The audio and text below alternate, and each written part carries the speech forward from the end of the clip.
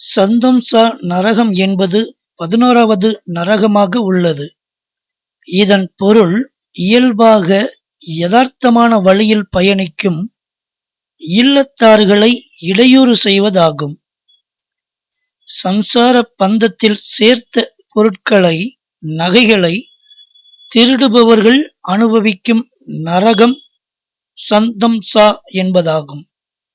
கணவன் மனைவி இருவரும் அல்லது பிறர் தங்களின் உடல் உழைப்பால் சேர்த்த நகைகளை திருடும் திருடர்களை தோலை உரித்து அக்கினியில் போடும் தண்டனை வழங்கும் இடம்தான் சந்தம்சா என்ற நரகமாகும். அதனால் இதனை அக்கினி குண்டம் என்றும் அழைக்கிறார்கள்.